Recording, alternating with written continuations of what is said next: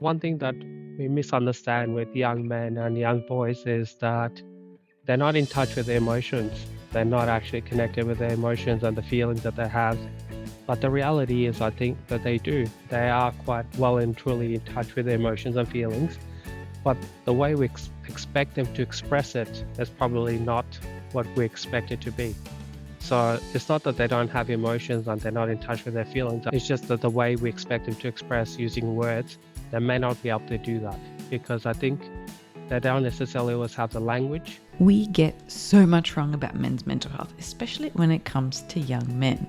Welcome to This Complex Life, a podcast dedicated to exploring the beautiful mess of life and relationships. Whether you've got a question about family, career, sex, relationships, or friendships, I'm here to help. Join me as I explore the ups and downs of mental health and relationship and navigate some of life's complexities. Coming to you from the lands of the Bunurong and Wurundjeri people, join me as we navigate life's messiness and complexities one conversation at a time. In this episode, I have the pleasure of speaking with Amal, a dedicated counsellor and a friend and colleague of mine. He's a passionate advocate for young men's mental health. He brings a wealth of knowledge and personal experience to our discussion, and we talk about some of the often misunderstood parts of young men's lives, their emotional lives and their mental health. We can actually acknowledge, and the way I explain it to them, I say if you take light and you put it through a prism and light scatters and it creates a rainbow, all the colors of rainbow combined and makes light. So same way, us human beings, we're made up of such a range of different feelings and emotions that if we try to isolate it, we stop being human. So for us to be human, we need to experience all of those feelings and emotions, regardless of whether you're a boy or a girl, or however you identify. But having all those range of emotions is actually what makes us or gives us a human experience. In our conversation, we discuss how societal expectations shape young men's ability to express their emotions and the vital role that fathers and male role models can play in fostering emotional openness and some of the unique challenges that are faced by young men, in particular from diverse cultural backgrounds. Amal's insights are invaluable, and his personal journey from engineering to counselling offers a unique perspective on supporting young men. Join me and Amal as we dive into some of these important issues. If a parent is listening, what would you like them to know or understand? This is something that I guess we joke around quite a lot, and as part of society, we say boys are quite stupid, or they're probably not that switched on, or they're aloof. Unfortunately, this is something that we joke about, and this is quite common even amongst mental health workers. We kind of sometimes trivialize the way these young boys or young males are what they're feeling. But I think as acknowledging that they might have some very deep thought and some very deep feelings, and they're not necessarily able to open up. And it's quite hard and quite challenging because as a community, as a society, we always talk of there's this expectation that boys have to be tough. And I think this is not something that is done consciously, but there is this image of masculinity that we have, unfortunately. And this is something that stops these young boys and men to be able to open up and be vulnerable and open up to the sensitive side, because if they do, they are worried that they'll be made fun of. You're touching on some of the challenges around expressing more vulnerable emotions or showing vulnerability. Is that the kind of thing that you're thinking Thing is, about here? Marie, when you, as a group, yes, they kind of joke around with each other that, oh, how could you be talking about feelings like that? When you speak to them individually, you see a different side of them. So I think there's this unfounded fear that if they open up, they'll be judged by their friends. Our fathers play a big role here. Quite often that I see and I hear young boys saying that they hear from their fathers or father figures in their lives, the role models, toughen up, be a man, don't be soft. So if we can actually acknowledge, and the way I explain it to them, I say that, and this is my background in maths and physics that kicks in. I say if you take light and you put it through a prism and light scatters and it creates a rainbow. So the light that we actually see is consistent and made out of all the colors of rainbow combined and makes light. So same way, us human beings, we're made up of such a range of different feelings and emotions that if we try to isolate it, we stop being human. So for us to be human, we need to experience all of those feelings and emotions, regardless of whether you're a boy or a girl, or however you identify. But having all those range of emotions is actually what makes us or gives us a human experience. I love that Thank you. analogy. As you were talking about dads playing an important role, I was thinking about a conversation I had with some of the parents that I work with in my parenting groups, and most of the parents who attend are mums, and they're talking about how they keep trying to talk to their sons about emotions. And what we were reflecting on is when a dad, and this is just in a sort of cisgendered heterosexual relationship, where if a dad kind of handballs the feeling stuff to mum, it actually, in a way, reinforces the idea that dad doesn't do feeling stuff. And then for some boys, it's like, oh, only women do feeling stuff. So they almost really need to feel what it's like to have people around them, men in their lives, show them those more vulnerable emotions, talk to them about feelings. Boys need other men to lead by example, to have teachers, uncles, grandparents, like other men in their lives talk about how they're feeling or role modeling the behavior that we want to see. What's your experience? I think that is absolutely spot on. This is something that, for example, as much as we want to acknowledge the experience of the importance of both every parent figure that plays a role in the lives of our children, especially when it comes to young boys, I think there's certain behaviors that other male role models play a big role in terms of.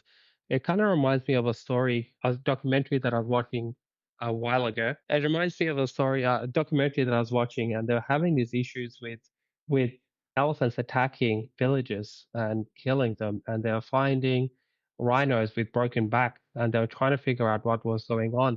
So they got this expert into to study this over the course of 2 years. And what they found was that when they were transporting baby elephants, they didn't have the resources to be able to transport the adults. So what they ended up doing was they just transported young male elephants into a new area. And these young male elephants didn't have the role models to teach them how to mate and how to forage for food. So they were going to villages for food, and then they started trying to mate with rhinos, and which was causing them to break their backs. But what they did was, now that they figured out what the problem was, they transported adult male elephants into the area, and soon after, all the problems stopped because the adult male elephants were able to demonstrate and teach the young elephants on how to hunt, on how to mate, and how to actually survive out in the wild. So I think that's a really good reflection of what our young boys need. It doesn't necessarily have to be a father to be able to do that, but as you said, the father figures in our lives, whether it's grandfathers, uncles, older brothers, I think we all can step in and actually role model the behaviors to show our young boys that it's okay to talk about these things. It's okay to discuss these things. And it almost gives them permission to be able to accept that part of them. Because I think that's where the problem is, that they have these thoughts, they have these feelings, they have these vulnerabilities and insecurities, but because nobody's talking about it, they don't have the permission to be able to express it. Yeah, I really like that. It's the permission to express it. And I hear a lot of parents sort of say, oh, but they can come to me with anything or they can say anything. But if they can't be what they can't see. So if you haven't had those vulnerable conversations, if you haven't expressed some of that language, if you haven't come home from work and said, I'm disappointed I applied for this promotion and I didn't get it, or it actually really hurt my feelings when you said XYZ to me. If they're not labeling those things themselves, it's really hard for a young person to know even what to say, how to phrase it, what context to use it in. Absolutely, Marie. One of the things that actually I remember in one of the trainings that I attended, they said that if we want our young people to be able to become more resilient, we actually need to voice out our thoughts, our self-talk that we have. So, for example, if you're in the car with a young person and somebody cuts you off, you don't need to pretend like it didn't bother you. You can absolutely say, "Oh my God, I'm so annoyed.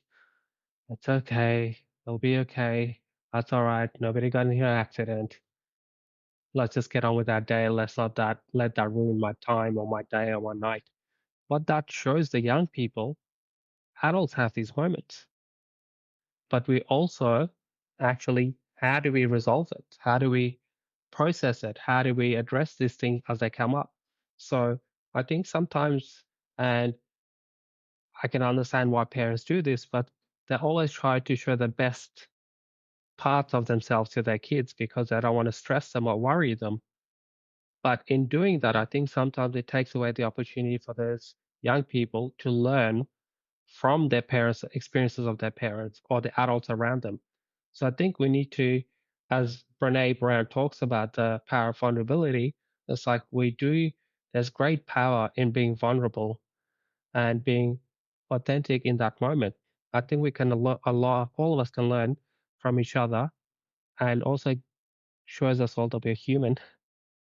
Yeah, I love that. I really try and encourage parents to think about that when they're, especially with a teenager. And I think the role changes from childhood to having a teenager. I really encourage parents to think about all these challenging things in life being an opportunity for role modeling how you would like your kid to be able to handle it.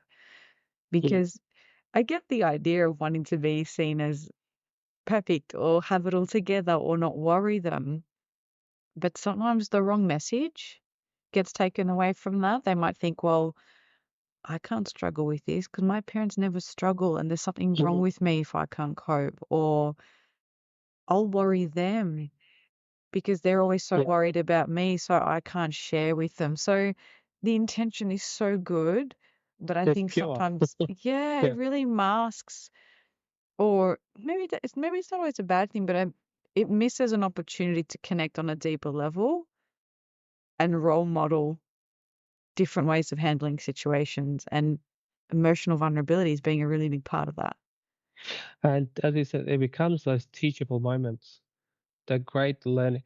I mean, also, like, there can be quite extremes where one side you're not showing any vulnerability to the kids and young people, and the other extreme is where you're almost treating them like you're a therapist, where they hear and see everything, all the, and I think there needs to be that middle ground of there are times when you actually want to use that opportunity to teach them to go, hey, this is what's going on. Like, Mm. for example, I'm not liking my job. I'm having some difficulty with my colleagues, which is very similar for young people, the issues that they might have with their teachers or friends. How do I work through this? I have a job. I have a responsibility. I still need to be professional. I still need to get on with my day. I don't have to be friends with them outside of work, but I do have the responsibility to work with them. Mm. So, just an example of how young people go, I don't need to like my teachers, which they don't always have to like their teachers. They don't have to be friends with their teachers, but they do need to work together. So, I think there can be some parallel processing that can happen between parents and young people. Yeah. So if we narrow in a little bit about people from diverse communities, I know I work a lot with first and second generation migrants, and they really struggle when they're caught between two cultures. Yeah. How might we look at, and focusing for Men's Health Month, focusing just on young men's experience in this, what are some of the things that you notice, maybe some of the challenges faced by young men from different cultural backgrounds? Um, I think quite often they don't even know what is not normal. And I guess that's not necessarily exclusive to migrant families, but young people who come from different backgrounds that might not have the language or the understanding of mental health. For example, I came here as a refugee at the age of 12, and it wasn't until I was 29 years old that I was actually starting to become a counselor to go, hey, hold on a second, I think I have anxiety.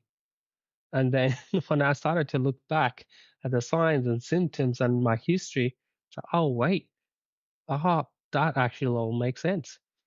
So not having the information I think makes it really challenging for those young people.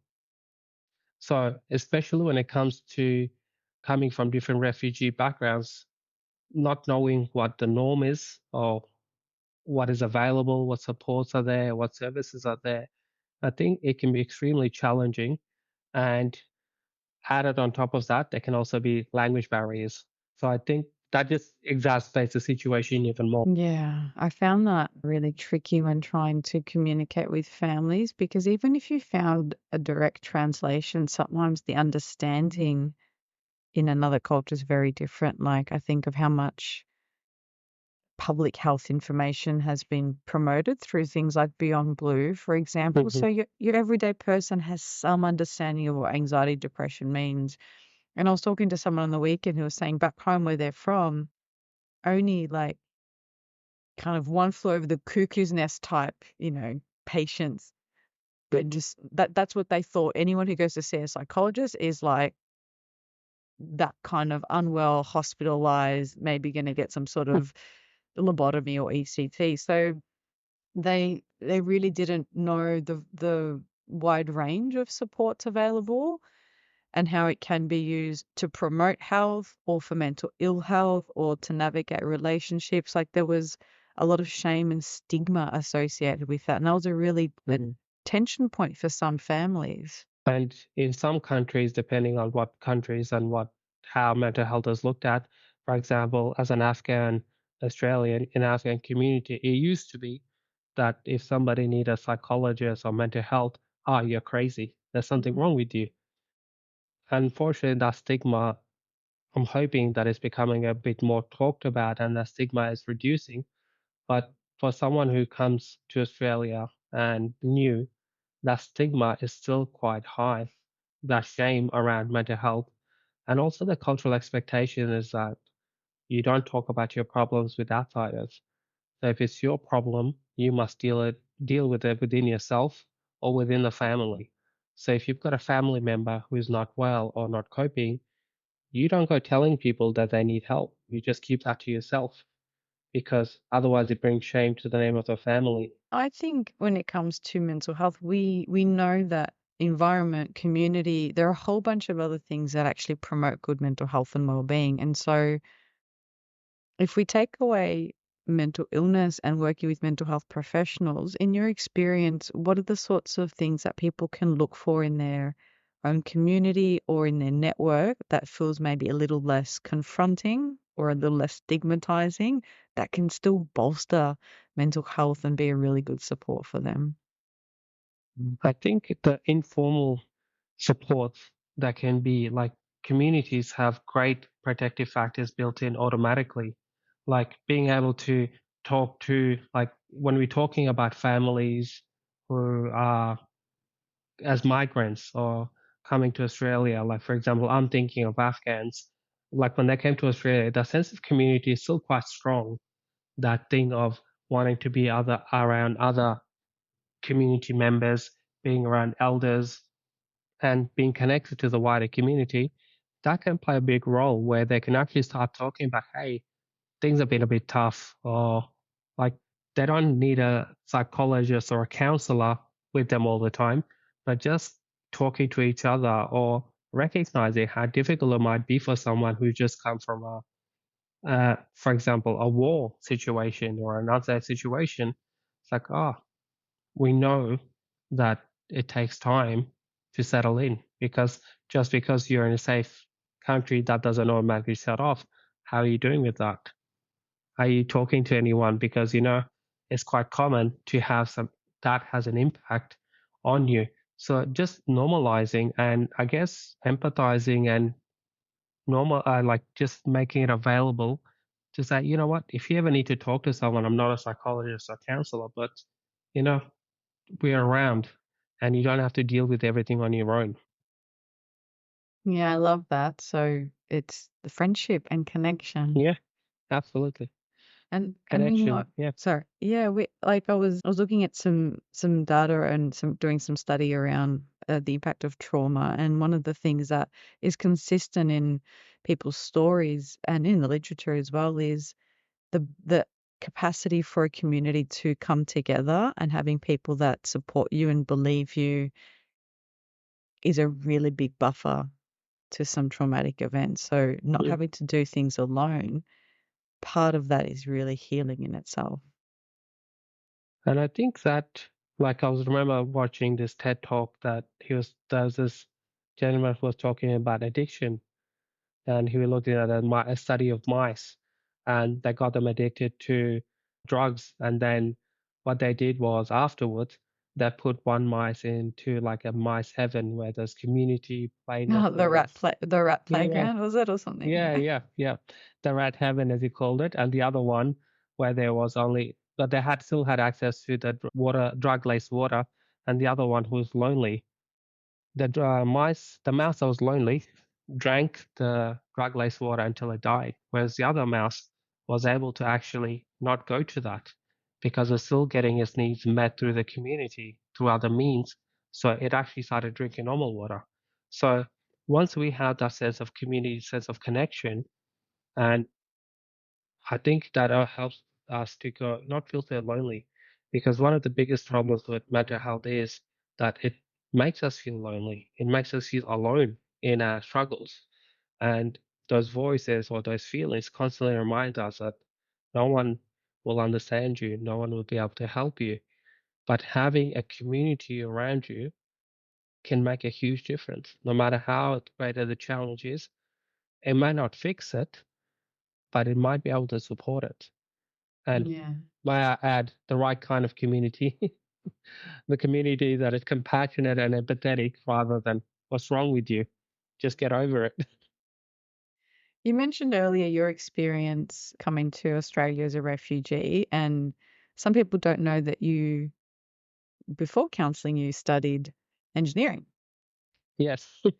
What is it? And I mean, I've worked quite closely with you for a number of years. You've got a presence that really does ground people and provides a lot of compassion and support. What is it in your history, or what do you think has contributed to the work that you do now? Once you realize, hey, there are feelings, all these lights through the prism, there's all these feelings.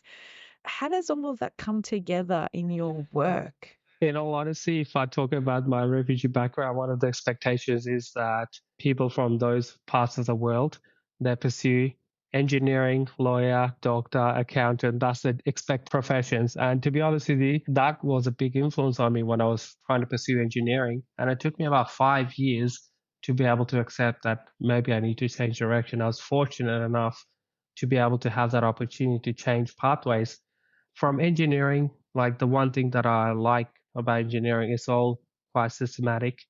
And the one thing I like about engineering is, and the physics and the maths, that there's always an explanation. There's always a reason to why a system operates the way it does.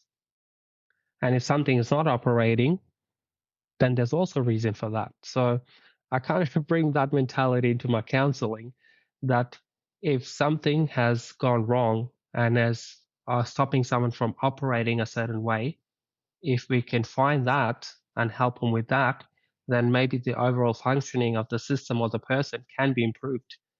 So the other thing is, it also gives me, just like I told my friend, it's like, oh yeah, that makes sense. You've gone from programming machines to programming humans. I'm like, well, yes, you could say that. It's quite a more complex machine that you're dealing with. But sometimes I actually use that analogy with my students, with young people. I say to them, it's like your body's like the phone, that's the hardware, but you're programming what you think and how you do things. Your habits are the software, but your schemas, your self talk, that's like the BIOS, that operating system that runs in the background. And if there's a bug in the system, you don't throw out your device. You find out what's causing that system, that virus or that malware. And once you debug it, the machine can actually operate to normal functioning. So that's why, if you have any problems or any issues with your mental health, you don't throw away the whole system. You work on debugging it. And once you fix the bugs in the system, the operating system will function as it's supposed to. So Mm. it helps me to bring those two connections and be able to, yeah, make that connection. And as an young Afghan who came to Australia, I also had the opportunity to live in India for 6.5 years. So I've been quite privileged in the sense that even though it required moving around quite a bit, it's given me, I guess, a different perspective to be able to speak different languages, but not just a language, but to be able to speak to people in the language that makes sense to them. Because whether it's software, machines, whether it's computers, always helps me to actually explain it in a language that makes sense to young people. Games, that's another go-to one for me to explain it to them why it's important when you're playing a multiplayer shooting game. You don't fight on your own. You have a team, you have a squad, and yeah, you upskill, you find new levels, you find challenges, and you work together as a team to overcome the problem. You don't try to deal with it on your own.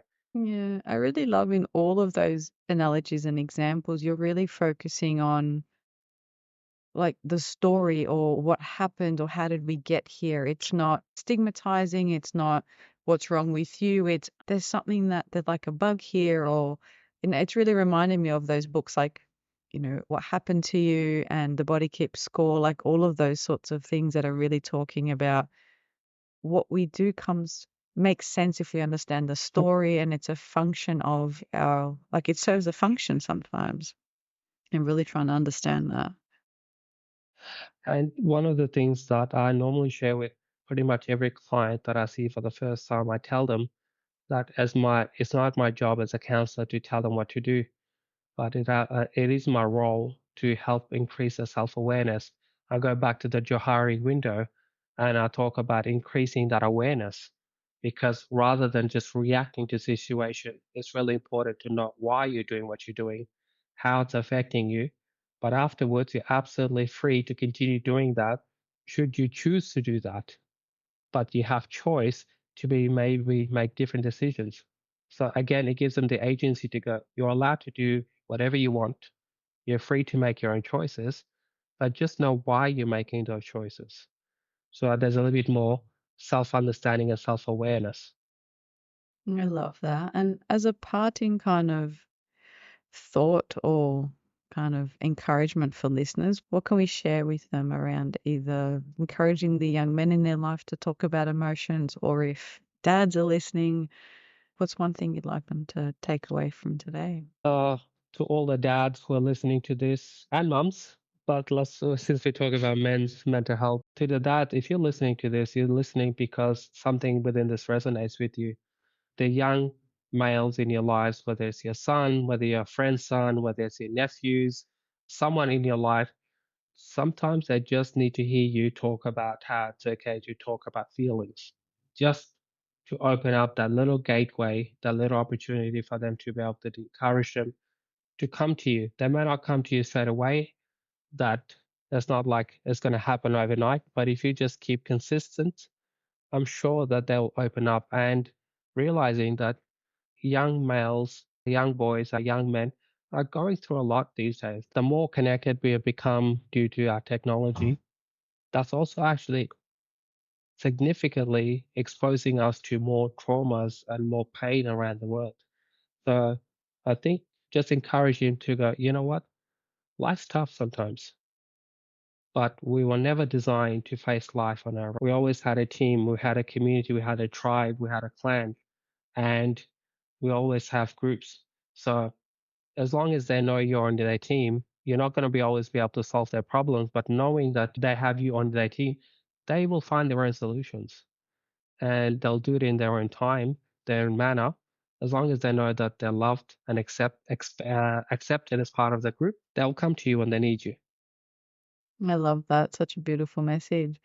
Well, thanks so much for your contribution to this series, Amal. I'm sure our listeners will find it really helpful. Pleasure. Thank you so much for having me, Marie. And thank you for doing what you're doing. Thank you for listening. To keep the conversation going, head on over to Instagram or LinkedIn and follow me.